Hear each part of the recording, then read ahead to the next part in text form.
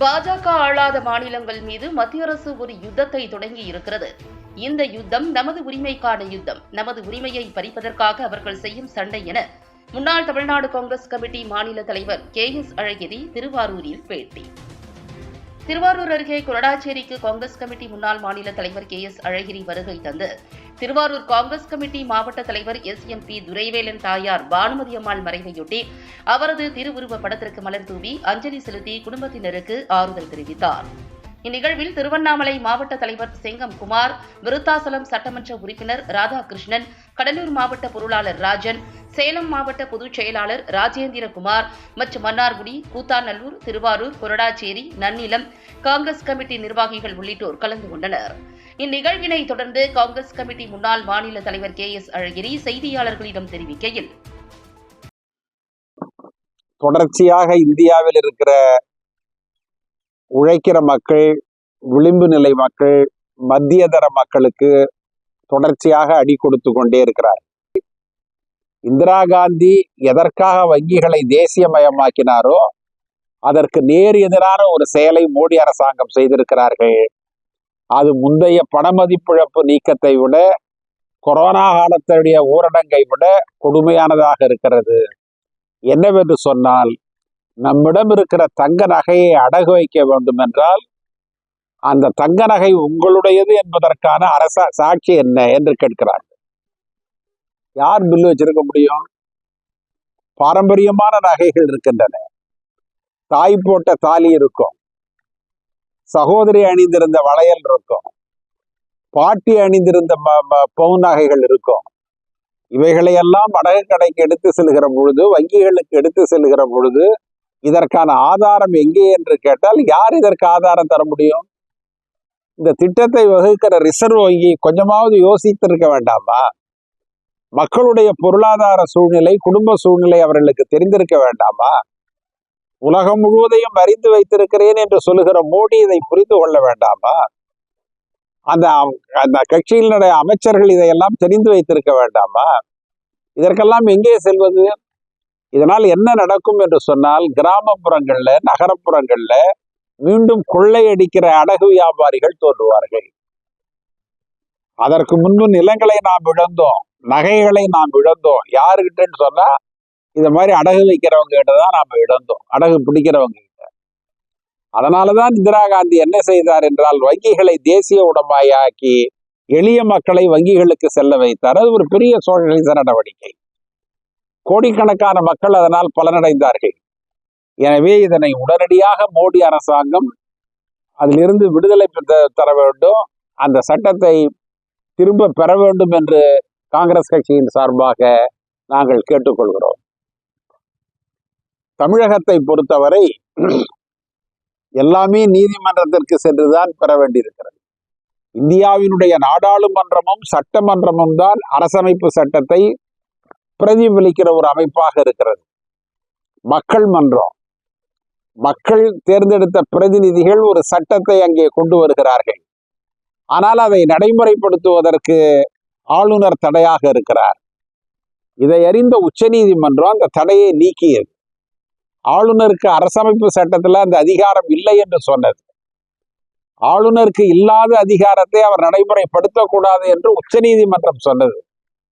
அது தமிழகத்திற்கு மட்டுமல்ல, இந்தியாவிற்கே ஒரு சிறந்த எடுத்துக்காட்டான ஒரு தீர்ப்பாகும். முதலமைச்சர் வேந்தராக ஆகக்கூடிய ஒரு வாய்ப்பை அது கொடுத்தது. ஆனா இன்னைக்கு இவர்கள் என்ன செய்கிறார்கள் என்றால், சட்டத்தினுடைய சந்து பொந்துகளில், இடுக்குகளில் நுழைந்து உச்சநீதிமன்றத்தினுடைய அந்த உயரிய தீர்ப்பை முறியடிக்க மீண்டும் அவர்கள் முயற்சிக்கிறார்கள். இது நாட்டில் ஒரு மிகப்பெரிய வெறுப்பு அலையை உருவாக்கும். மாநில அரசுகள் இயங்காத ஒரு சூழ்நிலையை உருவாக்கும். மக்களால் தேர்ந்தெடுக்கப்பட்டிருக்கிற மாநில அரசுகள் வீழ்ந்து போனால், செயலிழந்து போனால், இந்த தேசத்தை யாரால் நடத்த முடியும்? மத்திய அரசு மட்டும் நடத்திட முடியுமா? இது ஒன்றியம் தானே, கூட்டாட்சி முறை தானே, பெடரல் செட்டப் தானே. அரசியல் சட்டத்தை இயற்றியவர்கள் மத்திய அரசும் மாநில அரசும் சம அதிகாரம் உடையது என்றுதான் இயற்றினார்கள். இதெல்லாம் ஒரு உறுப்பு. நீங்க உயர்ந்தவரோ மற்றவர்கள் தாழ்ந்தவர்களோ கிடையாது. பிரதமருக்கு மிக அதிக அதிகாரம், முதலமைச்சருக்கு குறைந்த அதிகாரம் என்பதெல்லாம் கிடையாது. இவர்கள் எல்லோருமே ஒரே சமதளத்தில் இருக்கிறவர்கள் தான். ஆனா நீங்க மாநில அரசாங்கங்களை ரசிக்க பார்க்கிறீர்கள். இன்றைக்கு எங்களுடைய தலைவர் ராகுல் காந்தி கூட தெளிவாக சொல்லி இருக்கிறார். தமிழக அரசாங்கம் தன்னுடைய உரிமைக்காக போராடுகிறது, காங்கிரஸ் கட்சி அதற்கு துணை நிற்கும் என்று அவர் தெளிவாக சொல்லி இருக்கிறார். நமக்கு வரவேண்டிய கல்வி பணம் கூட 2000 கோடிக்கு மேற்பட்ட தொகை தர மறுக்கிறார்கள். இன்றைக்கு தமிழ்நாடு முதலமைச்சர் அதற்காகவும் நீதிமன்றம் சென்றிருக்கிறார், உச்ச நீதிமன்றம் சென்றிருக்கிறார். அப்படி சென்றுதான் இவைகளை பெற முடிகிறது. எனவே மத்திய அரசாங்கம் தொடுத்திருக்கிற ஒரு யுத்தம் இது. நான் யுத்தம் தான் சொல்லுவேன். மாநில அரசுகள் மீது, அதுவும் குறிப்பாக பிஜேபி ஆளாத மாநிலங்கள் மீது ஒரு யுத்தத்தை மத்திய அரசு தொடங்கி இருக்கிறது. இந்த யுத்தம் உரிமைக்கான யுத்தம் என்பதை நாம் தெரிந்து கொள்ள வேண்டும். நம்முடைய உரிமைக்கான யுத்தம், நம்முடைய உரிமையை பறிப்பதற்காக அவர்கள் செய்கிற சண்டை. அதுல நாம வெற்றி பெறணும், மாநிலங்கள் ஒன்றாக இருந்து செயல்படணும்னு முதலமைச்சர் கேட்டிருக்காரு. அதற்கு தமிழக காங்கிரஸ் உறுதுணையாக இருக்கும். நாங்கள்லாம் உறுதியாக அவருக்கு ஒத்துழைப்பு தருவோம் என்று தெரிவித்துள்ளோம். நீங்க நம்முடைய அரசமைப்பு சட்டத்துல எல்லா துறைகளுக்குமே சில அதிகாரங்கள் கட்டுப்படுத்தப்பட்டிருக்கின்றன. ஒரு சின்ன உதாரணம் உங்களுக்கு சொல்ற நினைவு இருக்கும்னு நினைக்கிறேன். 5 ஆண்டுகளுக்கு முன்பு கல்கத்தாவில் சிட்டி போலீஸ் கமிஷனருக்கு எதிராக இதே மாதிரி இடி போய் சிபிஐ இடி இவர்கள் எல்லாம் போய் தொடர்ச்சியாக அவருக்கு எதிராக சோதனை செய்தார்கள். மாநில அரசாங்கத்தை கேட்காமலேயே செய்தார்கள். உடனே மம்தா பானர்ஜி என்ன செய்தார் என்று சொன்னால், சிட்டி போலீஸ் கமிஷனரை அழைத்து நம்மிடம் சொல்லாமல் வந்திருக்கிற சிபிஐ மற்றும் இடி அதிகாரிகள் 80 பேரையும் கைது செஞ்சு கல்கத்தாவில் இருக்கிற காவல் நிலையத்தில் தரையில உட்கார வைங்க. அதே மாதிரி அவங்க கைது செய்து தரையில உட்கார வச்சாங்க.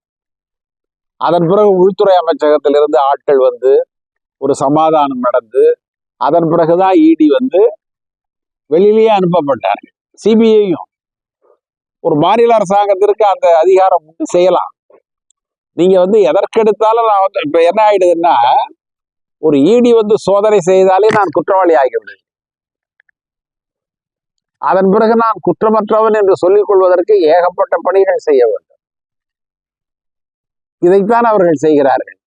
எல்லோரையுமே கரைப்படுத்துவது. நீங்க டெல்லியில அப்படிதான் கரைப்படுத்துறாங்க, பல மாநிலங்கள் அப்படிதான் கரைப்படுத்துறாங்க. இன்னைக்கு சோனியா காந்தி மீதும் ராகுல் காந்தி மீதும் அப்படித்தான் ஒரு கரையை வீசுகிறார்கள். நேஷனல் ஹெரால்டு யாரை வேண்டுமானாலும் கரைப்படுத்தலாம் என்பது உங்களுடைய கணக்கு. அந்த கணக்கு பொய்த்து விடும். உலக வரலாற்றுல ஹிட்லர் அப்படிதான் நினைச்சாரு, முசோலினி அப்படிதான் நினைச்சாரு. ஆனால் அவர்களுடைய முடிவுகள் எல்லாம் கேவலமாக முடிந்தன. அதை போன்ற ஒரு முடிவு இந்தியாவிலும் வரும் என்பதை தெரிவித்துக் கொள்ளுங்க. நீங்க அண்ணா திராவிட முன்னேற்ற கழகம் என்பது, எடப்பாடியுடைய தலைமையில் இருக்கிற அண்ணா திராவிட முன்னேற்ற கழகம் என்பது எல்லாத்தையும் இழந்து ஒரு அனாதையாக இருக்கிற ஒரு அரசியல் கட்சி. நீங்க எந்த உரிமை போராட்டத்தையும் அவர்கள் நடத்தியது கிடையாது. நான் அவங்களை குறைத்து மதிப்பிடணுங்கிறதுக்காக சொல்ல, அது அவர்களுக்கே தெரியும். எந்த உரிமை போராட்டத்தையும் அவர்கள் செய்தது கிடையாது. அவர்கள் ஆட்சியில் இருக்கிற பொழுது கூட மத்திய அரசாங்கம் அவர்களுக்கு தர மறுத்த சலுகைகளை, தர மறுத்த உரிமைகளுக்கு எதிராக அவர்கள் பேசியது கிடையாது. இதே நீட் தேர்வுக்கு எதிராக எடப்பாடி அரசாங்கம் இருந்த பொழுது ஒரு தீர்மானத்தை நிறைவேற்றி மத்திய அரசுக்கு அனுப்பினாங்க. உள்துறை அமைச்சகம் 2 நாள்ல அதை திருப்பி அனுப்பிவிட்டது, நாங்க ஒத்துக்க மாட்டோம். ஆனா திருப்பி வந்த விஷயத்த அவங்க சட்டமன்றத்துல சொல்லவே இல்லை. ஓராண்டு காலம் மறைத்து வைத்திருந்தாங்க. நீங்க சட்டமன்றத்திடமோ நாடாளுமன்றத்திடமோ எதையும் மறைக்க கூடாது. மறைக்கிற அதிகாரம் நமக்கு இல்லை. எல்லாமே அங்க பேசப்பட வேண்டிய விஷயம்.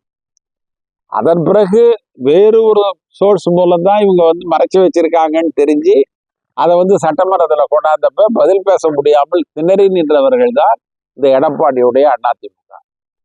எனவே அவங்க போய் மோடியத்தெல்லாம் கேள்வி கேட்டுருவாங்க, மத்திய அரசு எடுத்து கேள்வி கேட்டுருவாங்கன்னு சொல்ல முடியாது. நாங்க பாரதிய ஜனதாவோட கூட்டு சேர மாட்டோம்னு சொல்லிக்கிட்டே இருந்தவர் திடீர்னு உரிமை கூட்டு சேர்ந்துட்டாரு. அதுக்கு எதுக்கு அதை சொல்லியிருக்க வேண்டாமே. ஆரம்பத்துல இருந்தே இல்ல நாங்களும் பாரதிய ஜனதாவும் முன்பே கூட்டணியில இருந்தோம், இப்பொழுதும் இருப்போம்னு சொல்றதா ஏதோ அதுலயாவது ஒரு நேர்மை இருந்திருக்கும். ஒரு நேர்மையே இல்லாத, ஒரு மனசாட்சியே இல்லாத, பேராண்மை இல்லாத ஒரு இயக்கமாக அந்த இயக்கத்தை அவர்கள் நடத்துகிறார்கள். அது எம்ஜிஆர் இருந்தப்ப வேற இயக்கம், ஜெயலலிதா இருந்தப்ப வேற இயக்கம். அதற்கு இடையாக இவர்களால் செயல்பட முடியல. அதனால அவங்க இடத்துல இருந்து நீங்க எதையும் பேராண்மை எதிர்பார்க்காது.